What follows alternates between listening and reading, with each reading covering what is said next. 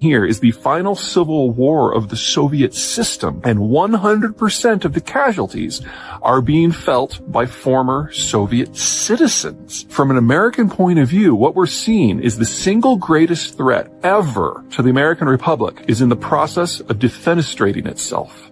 There have only been 3 countries in the history of the United States that have ever actually threatened the United States with absolute national oblivion.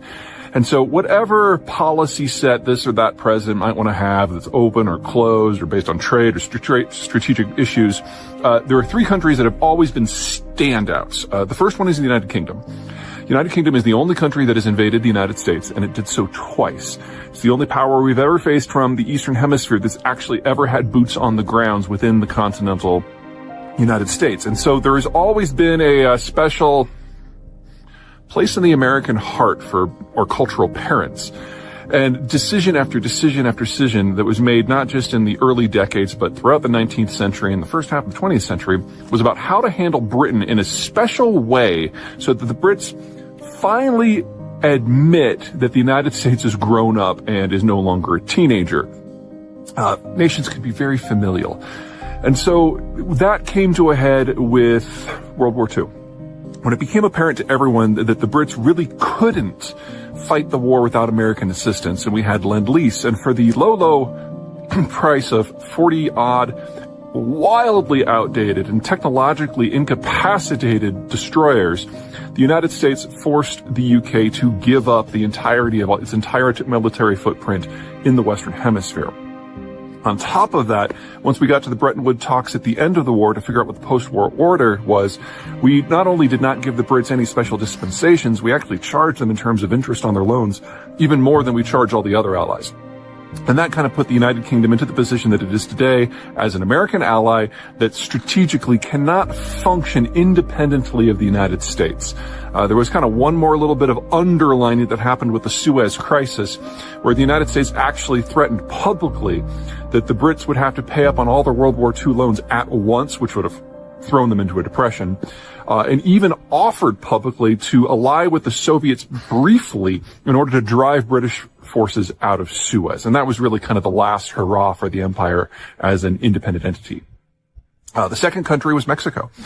Mexico and the United States shared a border, and between the Texican Rebellion and the Mexican-American War, there was a concern that Mexican troops were going to be able to punch through the Texas territories, especially in the early days of the Texican Rebellion when it didn't look like it was going to be successful, and capture New Orleans.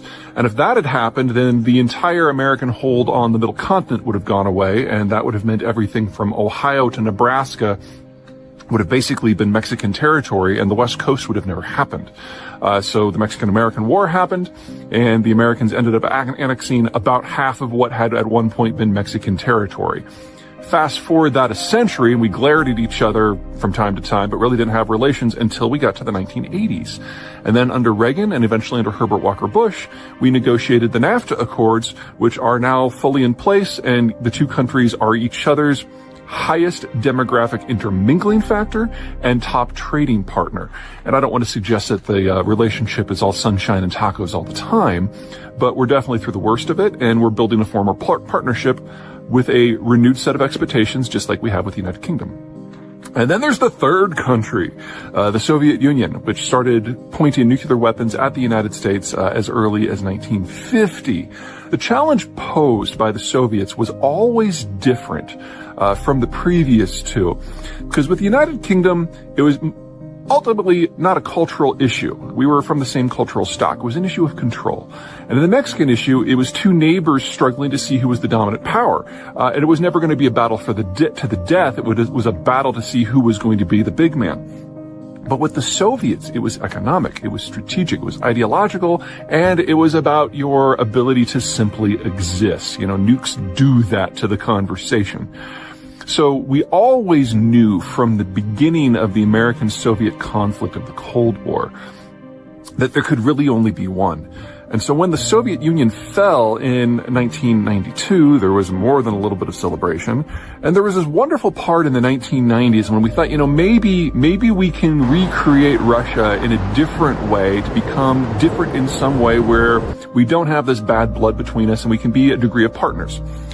And when Vladimir Putin became president in 1999, prime minister in 1999, president in 2000, that general idea that maybe we really can all get along got a lot of lift, because Putin in his early days was an inveterate Westerner.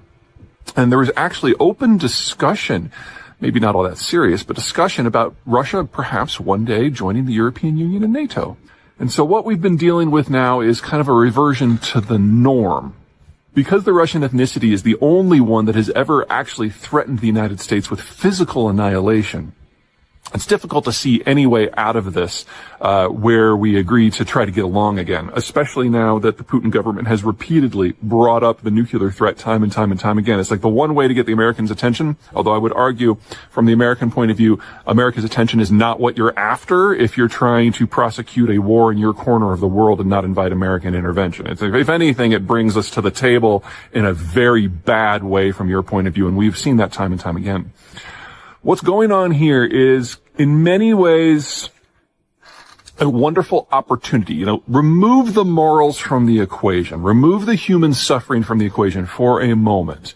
The United States is being presented with an opportunity to drive a stake through the Russian heart forever.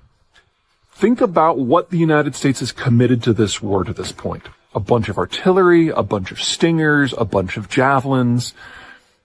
These are not weapon systems that, as a rule, the United States uses. Our artillery systems are much longer range. None of those have been handed over.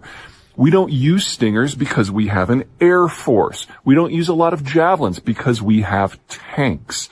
The weapon systems that the United States has transferred to Ukraine are for the most part surplus, and in many cases were slotted for disposal. So if anything, the Ukrainians are doing us a budgetary solid here by throwing them into the teeth of the only country that has ever threatened the United States with annihilation. And if the Ukrainians can win this, it is difficult to see Russia in its current form surviving more than a decade or two. The Russian population is dying out. We don't have great data because about a decade ago, the Russians just started lying about all their demographic data. But at that time, we saw a demographic collapse in progress that was the worst in human history. Since then, they've been surpassed by the Chinese, but that's a topic for another moment. If the old data is true, we were already looking at the Russian ethnicity losing hold of the territories we now know as Russia between 2045 and 2070, probably. It's kind of iffy when you get to demographics and that kind of scale. And there are other ethnicities within the Russian space, notably the Tatars and the other Turkic minorities like the Bashkirs or the Chechens, who are actually experiencing robust population growth. So people in the United States on the right sometimes like to talk about replacement theory. In the case of the Russian space, it's not quite replacement theory. It's just you have zones that are having explosive population growth and then zones that are having explosive population collapse. They don't overlap. They don't overmingle all that much. But it does mean that many of the principalities that the Russians have conquered in centuries past are getting very close to the point where they could chart out a different demographic, economic, and strategic future from Russia. And they're on the wrong side of natural borders. So you could have a robust, independent Tatarstan right next to a dying Russian empire. And in that sort of environment, it is impossible for the center to hold. And all the United States has to do to make this work is help the Ukrainians out a little bit. Now, if anything, I am sugarcoating the situation for the Russians here. Because if you remember back to 1992, Ukraine used to be part of the Soviet Union. Same with Belarus, same with Latvia, same with Georgia, same with Kazakhstan. And now, with the exception of Belarus, all of the other 15 constituent states, the 14 plus Russia that used to be part of the Soviet Union, all but one of them are either pathologically hostile to all things Moscow, are neutral, or in the case of Ukraine, are actively fighting back. In many ways, what we're seeing here is the final civil war of the Soviet system, and 100% of the casualties are being felt by former Soviet citizens. From an American point of view, what we're seeing is the single greatest threat ever to the American Republic is in the process of defenestrating itself.